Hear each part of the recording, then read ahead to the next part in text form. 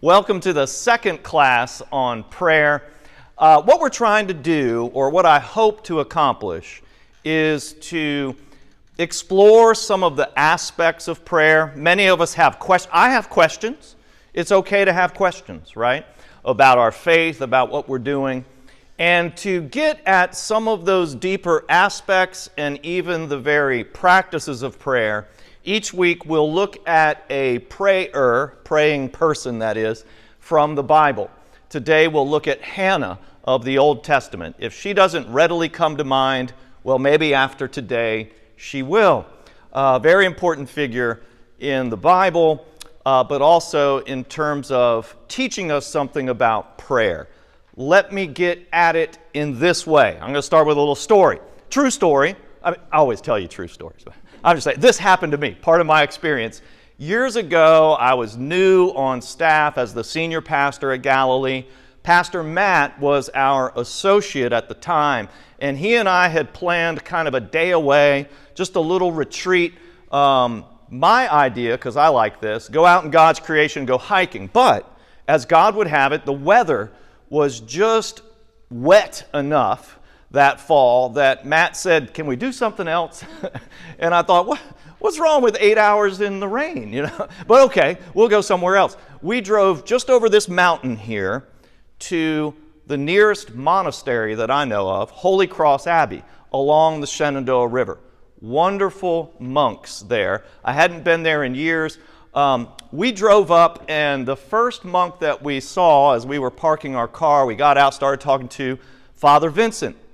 And as I tend to do, I was trying to explain, we had a change of plans and we just kind of happened here. We didn't call ahead. Is it okay? And all this sort of thing. And I made this sort of lengthy explanation as to how we ended up on his grounds that day. And he just looked at us and smiled. He goes, "What can any of us do but walk into the mystery of God?" Just in that moment, it wasn't park your car here, go check in over there, and think.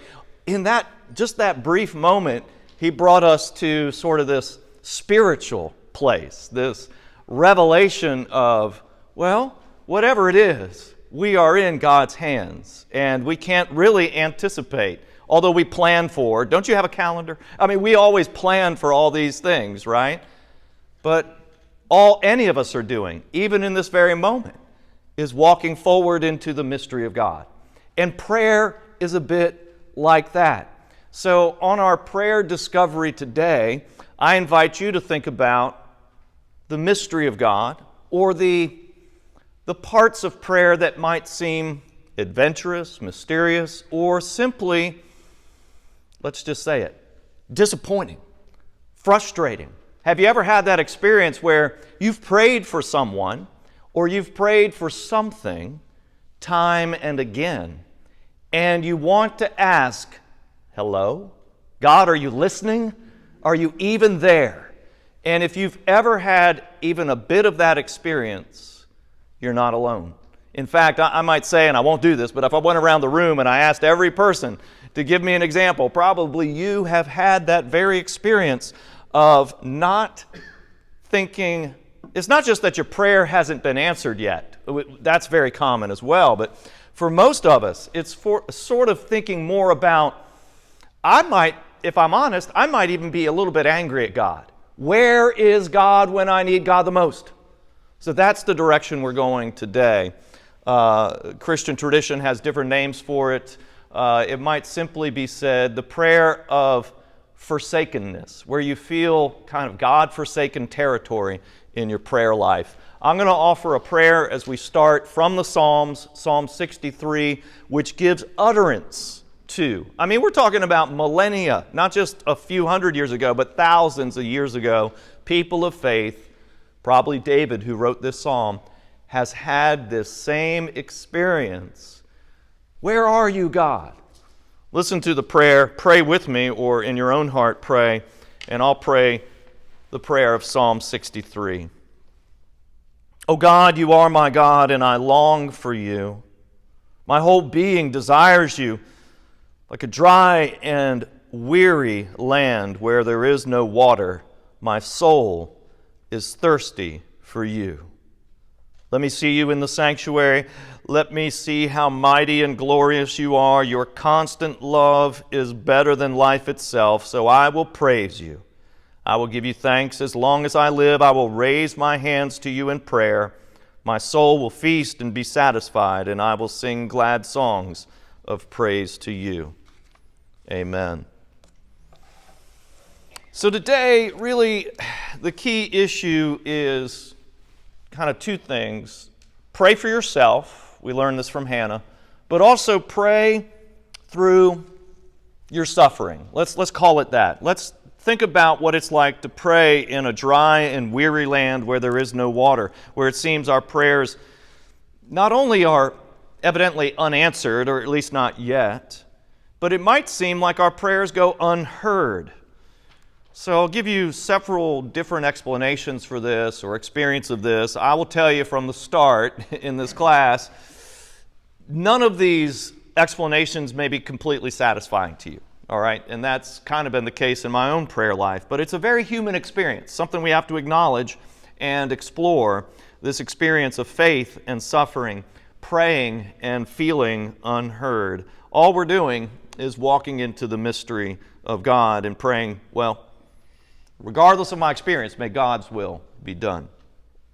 There's a long church history, Christian tradition of Deus absconditus. I'm not great with Latin, so let me just say it in English. The absence of God, feeling the absence of God. That phrase itself might be in some ways curious or troubling, but it's very real when you've had that experience. Jesus, most poignantly, you'll remember, on the cross had this experience of God-forsakenness as he quotes Psalm 22, and he prays, my God, why have you forsaken me?" Remember that? So we certainly know that this is part of the life of faith. It doesn't mean that your doubts or your fears or your sense of spiritual disconnection in any way disqualifies you. That's not the case. This is part of the life of faith. So you may have found that experience yourself. When you're praying, you feel nothing, or you sense nothing, or it seems like nothing has happened, no change at all, no answer to your prayer. I remember in my clinical training, so for United Methodist clergy, it's not merely the classroom, but also you spend, some of it 3 or 6 months for some of us in a hospital type or clinical type setting. I was sent to the Veterans Hospital, and there I remember a man, I can't remember what his malady was, but I think he had a terminal illness, and he was laying in the hospital bed, and I come in the chaplain's coat, and he just looks at me and says, "Chaplain, you ever had that feeling that your prayers aren't getting but ceiling high?" I thought that's a real basic way, but very vivid. I knew exactly what he meant. A vivid way of saying that, I know God is there, but I'm not sure my prayers are really getting out of this room. They're just getting stuck right there at the ceiling level, not getting high enough. And it's about what he was feeling, what he was experiencing, not so much the way he said it. I like the way George Buttrick wrote, "It feels like we're beating on heaven's door with bruised knuckles in the dark." Sometimes our prayer life might feel like that. It's a sense of God's absence. It's a sense of, am I getting through, not connecting here? We know in our heart of hearts, we believe with our faith, we trust, God is always present. Why is it that we have these experiences? Why is it that we feel this way in our prayers? Well, today I think Hannah has something to help us with here. We look at the heartbroken Hannah of the Old Testament. Her circumstance and her personal pain is around physical barrenness, that is, unable to conceive a child or give birth to a child. That's a very difficult circumstance for any female, but particularly difficult in Hannah's culture. In that time and place, having a child was the highest blessing or value in womanhood. And so understand her pain coming from that place, that particular time and culture where there just wasn't any other options for her. But you could also make a brief comparison for some of us, like myself, who happen to be of the gender where childbirth's impossible. At least this 2023, who knows what they're going to do with medical technology. But anyhow, it's impossible for me. So it's hard for me to connect or totally understand that. Most of you will. But I want to make a little quick comparison with just the sense of spiritual barrenness. Many believers experience that, a sense of being empty spiritually, unable to connect or to bear fruit, so to speak, the spiritual fruits, or it seems like our prayer life is not fertile. The spiritual life seems dry or even dead. If you have any of that sort of sense of spiritual barrenness in your own faith experience, you are not alone. Just rest assured of this. I don't have a solution for it. I'm just trying to explore it with you, perhaps point the way to find some relief. Think about one source of relief and peace for me was to study the life of Mother Teresa. Think about Mother Teresa. Do you remember who this was? In the 1900s, really, she didn't want this, but she really did become famous as a servant of Christ among the poor in India.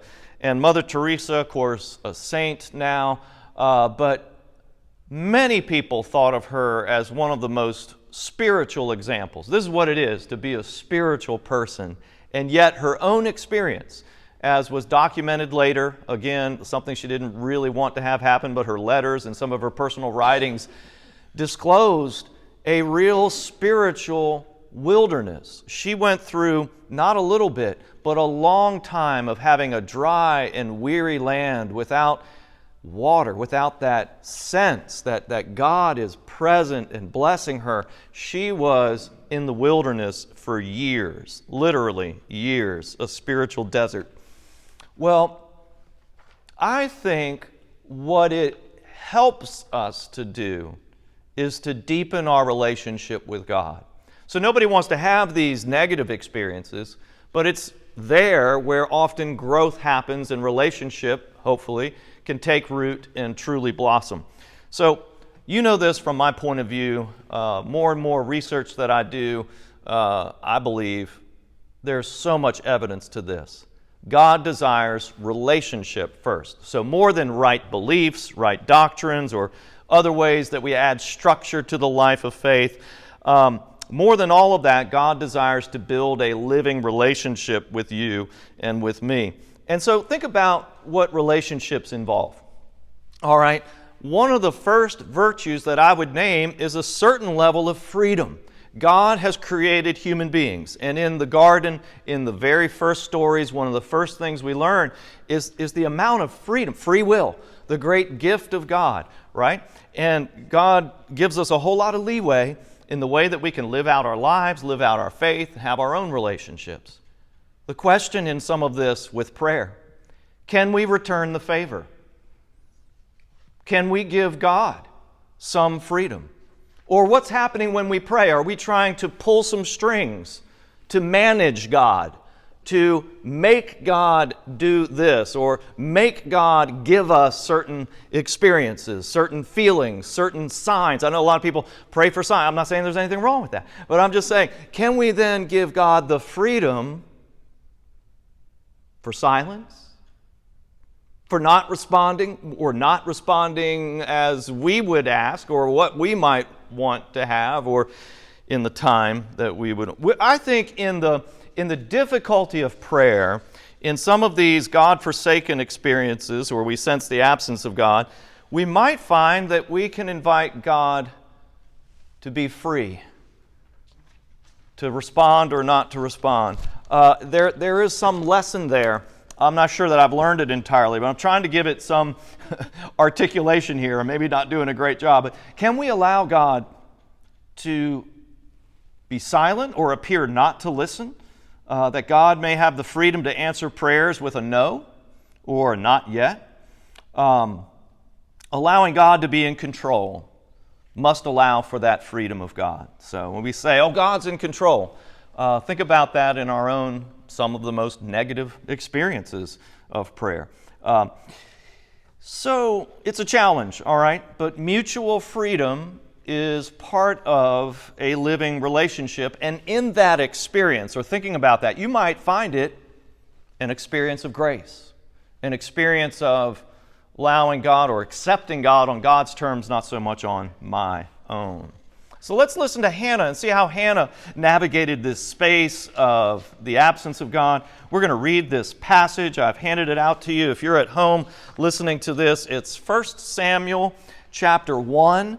So that's Old Testament, first book of Samuel, most of the first chapter. We're going to read the 19th, up through the 19th verse. The story goes on. I hope you'll all check out the rest of the story there. It's important. But let me read to you, and it will include Hannah's prayer, which starts, "Remember me." All right, but here's her story, 1 Samuel chapter 1, starting right at the beginning. "There was a certain man of Ramathaim," sorry, I'm approximating, "a Zuphite from the hill country of Ephraim, whose name was Elkanah, son of Jeroham, son of Elihu, son of Tohu, son of Zuph." Aren't you glad I'm reading it? I should have called on a volunteer. Let's just go to verse 2. He had 2 wives. So Elkanah is the husband. He had 2 wives. One was Hannah, the other Peninnah. That's what I'm going with. Peninnah had children, but Hannah had no children. So even though we can't say the names properly, we can certainly understand the human emotion involved in this circumstance. That's the plot here. It's thickening.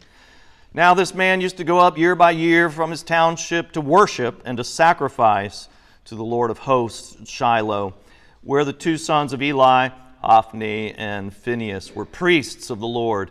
On the day when Elkanah sacrificed, he would give portions to his wife Peninnah and to all her sons and daughters. But to Hannah he gave a double portion because he loved her, though the Lord had closed her womb. Her rival used to provoke her severely, to irritate her, because the Lord had closed her womb. So it went on year by year. As often as she went up to the house of the Lord, she used to provoke her. Therefore Hannah wept and would not eat.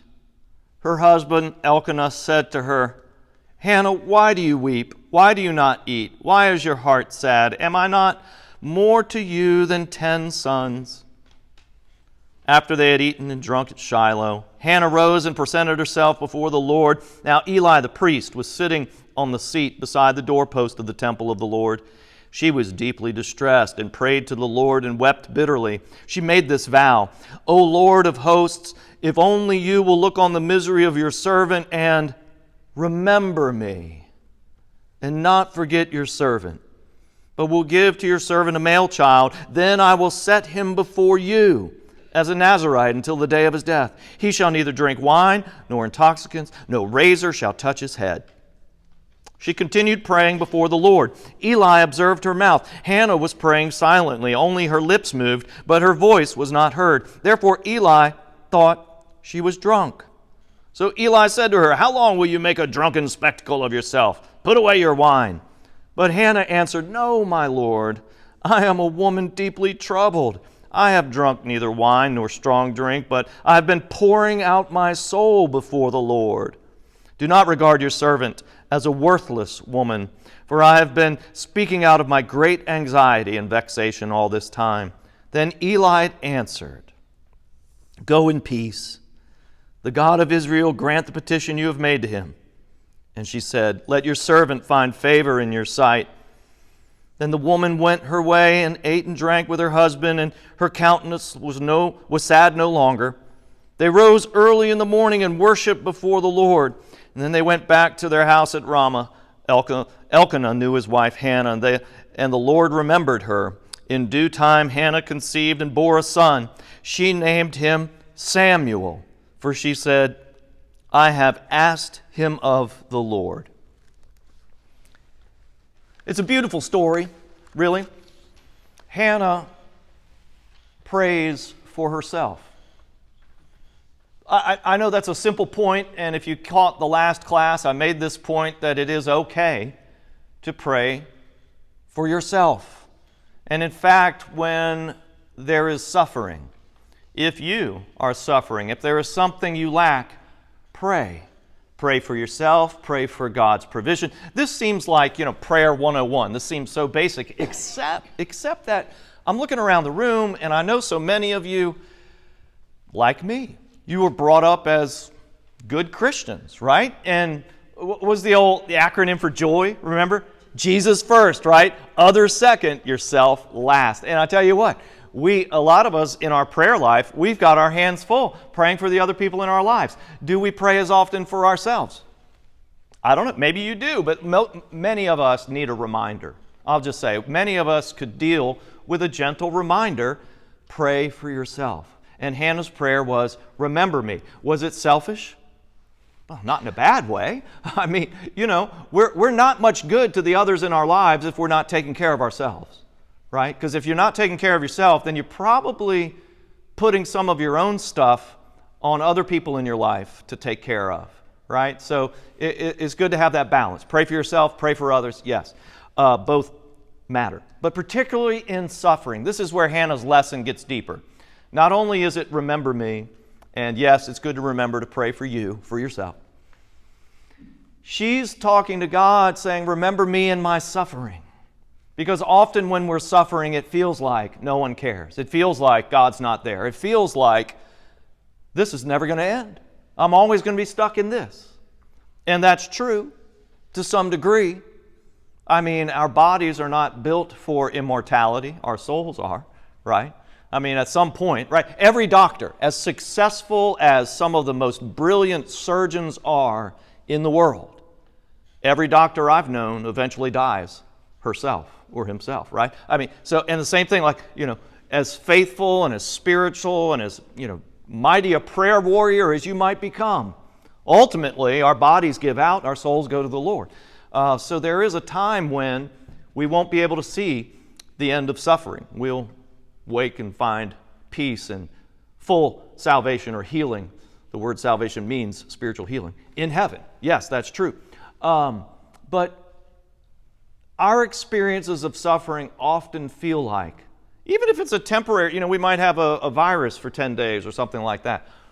It feels very heavy to us, and it feels like no one cares. Maybe we feel that God doesn't care. Hannah must have had that experience. That's why I bring it up. So I think Hannah has some lessons for us, and some inspiration that we may be able to pick up comes from her story. First, I'll just name it this way. Hannah's prayer is purifying prayer. Even in your pain and suffering, you might find some purification in that prayer. Think about Hannah. What do I mean by this? Well, certainly she prayed for a child, right? And ultimately that prayer was answered. So there's a happy ending to this story with that regard. But think of her situation as a woman without children yet, but caught in a plural marriage, which, by the way, that wasn't so weird back then and so on. But the Scriptures are giving voice to this. You knew in reality it must have been pretty harsh. What am I talking about? How much resentment built up between these two wives, where it seemed to be sort of like a power struggle, because one had children, plural. The other had zero, no child at all. So might there be some deep jealousy there? Only human, right? The Bible even uses the term her rival. Right? Peninnah had the kids, but she also seemed to have the heartburn. Like the resentment and jealousy was the woman who had the children disliked the other. Why? Well, it seemed like the husband favored the other. Well, which is Hannah in our case. So there was probably in both hearts, there was something less than pure toward the other person. And this is family. Oh my goodness. Can you even imagine a family that has any strife or bitterness or difficulty among its members? Yeah, sure. I mean, the human family, ever since the very beginning, right? Okay, I don't have to get into all that. You understand that there can be problems in marriages or in between, parents and children. Yes. I believe this is part of Hannah's prayer life, part of her emotional experience. She prayed, And she still went through it year after year when they would go and worship. So they would go like annually to the temple. And so we don't know for how many years, but understand that her plight, her pain, her suffering, her family strife just seemed interminable. It went on, and she prayed anyway. We're going to talk about that next. Persistent prayer. But it was purifying. How? Hannah's prayer is purifying prayer, I believe, because over time, that practice, going to God again and asking plainly, may this burden be taken from me. May I have a child. And over time, it came to this point. The prayer that gets recorded, I think, wasn't the first prayer she prayed. It may have taken, 5 years or more before she got to this point. But she prayed a more pure prayer. Her motives seem to be purifying some. And she prays to have a child that she will dedicate to God's service. You see how that's changed a bit from more of a competition of conceiving a child, competition with the other wife too. Lord, may this, if you would give me this child, I'll give the child back as a gift. May this be something that does your will, not just mine. So I think there's this purifying in this prayer over and over again. But first, don't miss it in this, that praying for a child is important, right? Whoever you are, and you may not have children of your own, but they're bound to be children in your life, a niece, a nephew, a neighbor, somebody like this. Or if you have children, if you have grandchildren, some of you were telling me about the first great grandchild on the way. Exciting, right? Pray for your children. I'm looking out. I can only imagine that this has been part of your life like mine. I don't think I was much of a praying person until that first child. And boy, let me tell you, the next huge, exponential leap in my prayer life is when I taught that first daughter how to drive a car. And I was no longer behind the wheel, but she had not only her life, but also my life in her hands. Boy, I did a lot of silent prayers with my eyes open, let me tell you, and some non-church words at the ready. Also that left hand ready to grab the wheel. You remember those days, right? Pray for your children. That's what I'm saying. Hannah teaches us to pray for our child. Let me say with a bit of humor, my wife and I, we have 2 daughters. We continue to pray for our kids with mixed results. All right, I'm just saying. I identify with the humor that the poet Christopher Morley has in one of his poems. He quips, "We had bad luck with our kids. They grew up." Yeah, I know. I want you to know, I felt like I was the best parent. I was on top of my game. I knew how to be a dad when those girls were like 4, 5, 6 years old.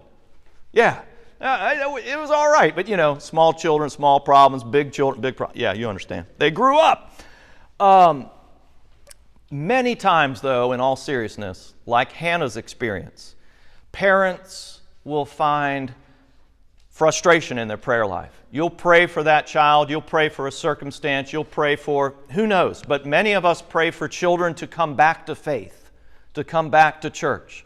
And it feels frustrating because it seems that prayer goes unanswered. Or in Hannah's, you can hear Hannah's heart being poured out. I mean, the priest even thought she was drunk. How often has that happened to you when you're praying in church, right? She's pouring out her pain, her soul, because it's not just that it seems the prayer's been unanswered year after year. She fears maybe she's not even being heard. God, remember me, is also a way to articulate that pain of, are you listening? Are you there? Have you forgotten me? Have you forgotten my prayers?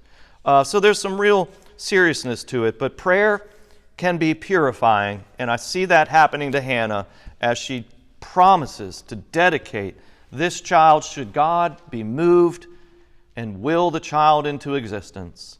She says, we didn't read this part, verse 27 and 28, when the child has been granted, she says, "For this child I prayed, and God granted me the petition I made to him. Therefore I lent him to the Lord. He is given to the Lord." She fulfills her promise, and we see that God can transform personal misery into a purposeful ministry. your own personal misery. God can change. God can transform that for God's purposes. So the second thing, and I've already pointed at this, but let's go a little deeper here. Hannah's prayer teaches us to be persistent in prayer. Remember me. She has prayed this over and over again, year after year. It brings up one of those sort of philosophical questions about our prayer life. I just think most of us encounter these questions in the back of our mind at least. Does it mean that God needs a reminder? I've had people who question or even chide me against repetitive prayer. If you ask for it once, God's heard it. You don't have to pray it again. And look, I don't discount that way of thinking, but I think there's something human in repetition. And in fact, isn't that how we teach? We teach our children by repeating the lessons over and over again, right? So it's not that I'm teaching God, but there's something in me. There's something about me in my pain, in my suffering, in my experience that really calls for a repetition and a persistence in prayer. So when she says, remember me, it's not that God has forgotten truly. It's our experience feels like that. And there's no reason not to say it again. We almost can't help ourselves when we haven't found the answer in prayer. Persist in prayer, persevere in prayer. In verse 12 it says, Hannah kept on praying. She kept on praying. That's got to be a good witness. That's got to be a good example. I'm going to keep on praying. And repetitive prayer, I believe, is good for the soul. Another example, if you like the feeling that, it's okay to say the same thing. The Lord's Prayer. Anyone? How often have you said it? How often have I led people in the Lord's Prayer? And, I've had some Christians who've said to me, oh, don't pray by rote. Well, thank God for rote. I wouldn't call it rote. I would call it heart. Heart. It's not that I've memorized it. I've committed it to heart. And it's part, what? Jesus taught me to pray this way. So, if you're going to fault somebody, anyway. So, absolutely good to repeat in prayer. Jesus thinks so as well. Another thing I get from Hannah is persevere through pain. Her pain was so real, the priest misunderstood her passion and persistent praying for something less than good. She comes back with this, I'm not drunk, but I'm pouring out. This is the very same language of the drink offering in worship. Paul uses it in the New Testament, pouring himself out for God. It's a beautiful line where she says, I'm pouring out my pain, my suffering, pouring out my soul before God. So I love that. Even with Hannah's own perhaps misunderstanding of whether God is listening or not, even with silence on the other end of the phone, she continues to talk to God. She persists in her prayer. She prays through her pain. She pours out her soul's pain to God. When you hurt, let it out. Let it out to the Lord. Be honest, be authentic, and be angry. Even if you're angry, who else can handle your anger better than God? God, and we see this in the examples of other people in the Bible, whether it's Abraham shaking his fist at the heavens in prayer to God, or David's prayers in the Psalms that express every aspect of human emotion from the heights of joy to the depths of anger and despair. So don't be afraid. Just be yourself before God. There's no need to pretend. Do you think God doesn't really know you? All right? God knows you. All right? And the good news is God loves you anyway. I know this for sure, because if God can love me, listen, anybody else out there, God can love you. Absolutely. And persist in that prayer. I think I've said that. I'm being repetitive, even redundant on purpose. Last thing to learn from Hannah real quick. I think this one is super helpful as well. Practice praying. May prayer become a practice, or take practical action. So Hannah had this practice every time they went to worship. She spent extra time, found a time where she could go into the sanctuary alone. She didn't realize the priest was spying on her at this time. Anyway, no need to look over your shoulder in our sanctuary. I'm not going to be peeking in. But no, you might find time other times in your day. Some of us, it's just go outdoors and spend time alone. But make it a practice of praying. More than a habit. It's something that you know you need to do. To make your life a life of prayer, forgive me at home, I did it again. I hit the cord when I'm gesturing, and it looks like an earthquake on the other side. Sorry about that. Make your life a life of prayer. So if you caught the first class, I kind of said this was one of my secret plan, if you will. One of my goals is if any one of you, even one of you, starts to think, I'm a praying person, I can practice a life of prayer. That's a step in the right direction, okay? So you do that first by just practicing it. Make a regular time. So for some of us, it could be, I'm thinking about, I say us, people like me with an admittedly short attention span. I think it's the only reason God could keep me in church for my lifetime was to make me do something up front, because otherwise I'll be daydreaming in the back pew, right? So God called me into ministry, make me stand up front, pay attention. But I have a short attention span. And I would say, humbly say, this is a good goal if you're not there yet. Just start with 5 minutes. Almost any person can tolerate 5 minutes, even if you don't know what to say. Set a timer, set a regular time, and try praying 5 minutes a day.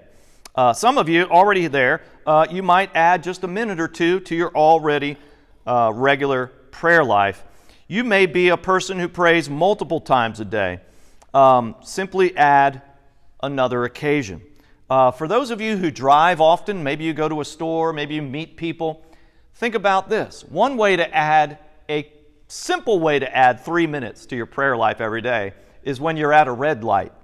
Now, if you're at the stoplight, listen, pray with your eyes open. All right, be wise. Pray with your eyes open. But in Northern Virginia, most of these stoplight cycles, if you catch the full cycle, it's 3 minutes, right? And look, you can talk to God. I can pour out a lot of prayer requests in 3 minutes, I'll just tell you. And so thank God for the traffic patterns around here. You all get a lot more prayers, okay? But that was just a way a friend of mine suggested years ago. Why not pray at the red light? Again, that was a thing in the car. You can do this. Maybe some of you do this. One person told me years ago he has a private sanctuary. And I think he was, sometimes I hear these things from men particularly, sorry guys, from men particularly who are kind of giving me reasons why they don't need to be in church so often. The golf course and all this sort of thing, in God's creation, yeah. Okay. You got to be intentional about those things. But he was saying he's got his own private sanctuary. He listens to praise music in the car, and he can sing at the top of his lungs and praise God. Now look, I'm teasing him a little bit, but that's good. A lot of guys may not pray or may not praise. He says, I can't get away with singing at home. So he sings in his car. But singing to God. So that brings me to something else more serious. When was the last time you sang a prayer? Just on your own. Just lift up. Maybe it's a favorite hymn. Or maybe you turn on some music, some praise music, and sing to God. That has been part of the praying life of praying people for millennia, since the beginning. So there's one other mode of prayer that I haven't mentioned yet at all, but Hannah's story intersects with this. I'm sure Hannah used this in her plight, her circumstance, her situation, the offering of a fast to God. And when we think spiritual fast, giving up food, some people think, Jesus fasted for 40 days, 40 nights. Don't do that. I'm just telling you right now, for health reasons. Try one. I'm not a fasting person, so this is difficult for me to give examples. I don't do this very often. But you can try a fast of giving up one pleasure. It might be one dessert. For me, that would be a sacrifice. But seriously, you don't have to even miss a full meal. But in your heart of hearts, you can offer that moment of self-denial as a spiritual fast. And it sounds like I'm giving you some very, low-hanging fruit, some very easy things to achieve. But why not? When you're trying to make it a practice, a regular, more than a habit, a heartfelt devotion to God, start by giving up one thing. Maybe it is that last cup of coffee in the day. Just one time out of the week, but make it a spiritual fast. Make a silent prayer. God, my habit is to do this, but instead I'm going to not do it, but give you that moment intentionally as a prayer for my child, my suffering, my neighbor who's got that terminal diagnosis, whatever it is. But fasting, particularly when the prayer petition is so painful and serious, then you might give up a meal. I had a friend who did this during Lent. I could not consistently do this. I tried it years ago. But his fast, there's a Christian practice of this, but again, I'm in uncharted territory for myself, so I can't teach it very well. It's every other meal. So you fast during a certain, you might do it for a week. He did it for the 40 days of Lent. One morning you get up, you skip breakfast, but you have lunch, but then you skip dinner that day. The next day, you're only skipping lunch, thank God. Well, that's assuming that you do 3 meals a day. I'd have to cut out a couple of meals to just get down to 3 meals a day. Anyway, you'd have to figure out how it works for you. But it wasn't like he fasted the entire day. He just fasted every other meal he skipped. But don't just skip the food. I think for it to be a spiritual fast, you've got to connect with God. You've got to put a prayer in there. You've got to, in the absence of that thing that you enjoy. So it could be that you fast from social media or from the media entirely. For 4 hours, I'm not going to listen to your favorite news station. Well, maybe now I'm stepping on some toes, right? So it could be a different kind of fast that doesn't involve food. But for it to be a fast, you got to connect with God during that space. When you open up a space by giving something else up, enter into a space, even if it's just mindfulness, doesn't have to be a verbal prayer. Enter into a space of intentional connection with God. So I believe, it doesn't say this specifically, I believe Hannah's story, in her long, many years of persistent prayer, she probably tried every method available to her, and fasting was certainly very part of the Jewish religion at that time. So she prays, remember me. So it's a reminder for you and I to pray for ourselves. It's okay. She prays prayers that purify her. She prays persistently. She perseveres through all of these different obstacles or setbacks or feelings of, this isn't working. Even the priest seemed to be rejecting her, and she persisted and persevered. I like the way Richard Foster put it. There is a purifying silence. So sometimes when our prayers, even repeated over and over, might be met with silence, or we perceive that God is not listening, then think about Hannah and think about how that might be a purifying silence for you. St. John of the Cross taught us that this purifying silence first strips us of the need for external results. So one of the ways it purifies us is that it kind of takes us out of our modern mindset. Our mindset, without really even examining this, we may not be fully aware. We're always expecting some particular outcome, right? And that's sort of the generative motive, sort of underneath that thing that first moves us into prayer is that we want something to be different, right? And so we often are looking for some external result. I want my younger daughter, and my wife and I have been praying this prayer for years. She graduated college. We want her to have a professional job, not something in the restaurant retail space, okay? Because she could have done that as a high school dropout, right? But we want that external result. I know what it feels like to not get the external result. But sometimes that purifying silence on the other end of the so-called prayer call with God, it can help us let go of that. Because what does that mean? It means I still want to be in control of the person I'm praying for, the circumstance, and even the God I'm praying to. God, won't you get up and do something? And do it, obviously. All of us don't mind serving God if we can serve as God's advisor. Here's what I would do, Lord.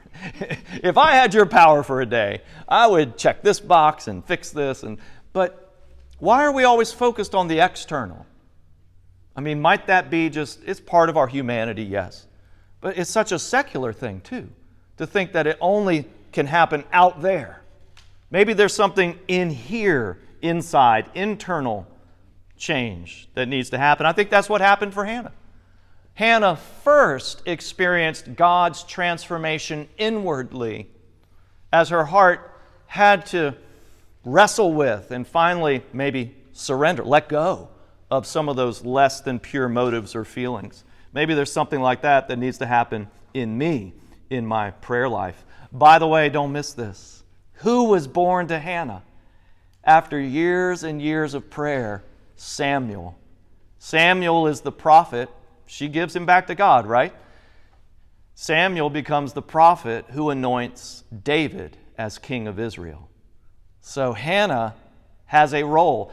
The prayer life of a woman who perceived her weakness and her pain to be limiting becomes pivotal in the whole arc of human history, multiple religions, Judaism, Christianity, the life and trajectory of King David, the movement of the entire nation of Israel from kind of last to top of the world. And then, oh, by the way, Jesus, right, is an ancestor of David. Just an amazing thing. The power of prayer, or I might also add the power of a praying woman, the power of a praying mother. Later on, I want to get deeper into this story, but you think about one of the church leaders who helped to form the way that we look at the Bible today, our theology of God, the basic understandings that you and I have as Christians of the Western Church, Augustine. He was a wayward teenage boy. Ever heard of such? And his mother, she was the only Christian in the family. I believe her name was Monica. She prayed every day for him to come to a saving faith in Jesus Christ. And finally he did. And not only that, became a priest. Not only that, became a bishop. Not only that, wrote some of the most important parts of our Christian. I'll mention, it's not all, I'll probably have to redo this bibliography for a number of reasons. But if you have not read Confessions, the Confessions by Augustine, it's a book. Now, certainly, it's interesting to read somebody else's confessions, right? If I think I'm one of the worst sinners, but then it's nice to meet somebody who may have taken the cake before me. Anyway, but what I love about Confessions, and I'm not sure that I can find any other book, it's not written to people. He writes it as a prayer to God. It's his confession to God. The whole thing is addressed to God. It's wonderful. All right, Augustine's The Confessions. Yeah. Let me get back to my point. Praying people change the world. Praying women have changed the world. And the power of a praying mother. You have no idea. Hannah had no idea it would be Samuel and what Samuel would do for the Lord because she gave him to the Lord. And Monica probably had no idea. She just wanted to make sure Augustine wasn't going to hell because he certainly lived like he was, paving the way. And he becomes, a leader of the church that we talk about 1,600 years later. Amazing. So keep on praying for you. Keep on praying for your children. Let me wrap this up. So I'm going back to that point. One of the key learnings for me, not saying I've learned it yet, is that sometimes our experience of the sense of God's absence in prayer purifies me from the need of constantly having external results, which usually are just what I want, the change in circumstance that I think is best. It also, at the same time, teaches me to trust God for the results that God wants. That, again, is allowing God to have that freedom in the relationship to know better than me, right? So prayer can help us in these maybe places we don't go in our thought life sometimes or in our spiritual life. It helps me to trust God for the results that God wants more than mine, to let go of the frustration and the impatience that I feel in waiting on a certain result or a certain answer, and instead to turn inward rather than always looking externally. Look inward to seek the results of change in my own soul, my own relationship with God, which may be more what God wants. Purifying prayers, persistent prayers, even when we don't see the outcome that we want right away or even at all. This is part of the life of prayer. Again, Richard Foster describes this internal transformation, not looking so much for the external results anymore. He says, and I quote, "He gained an awareness that he could not manage God." That's what, spiritual life is not for me to try to manage God or even manage my relationship with God, but to enter into it. Like Father Vincent said to me, what can we do but walk into the mystery of God? So I like that. I cannot manage God. I've got to trust God and just enter into the mystery of the next moment. Our prayers should be sent to God not like we're trying to pull God's strings, make God lean this way or that. Instead, pray like the psalmist. Be still and know God. Know that God is God and I am not God. I cannot manage God. Just be there and be with God through the pain, and over time, God transforms the soul that will persist in prayer. We saw it for Hannah. I believe you'll see it in your own experience.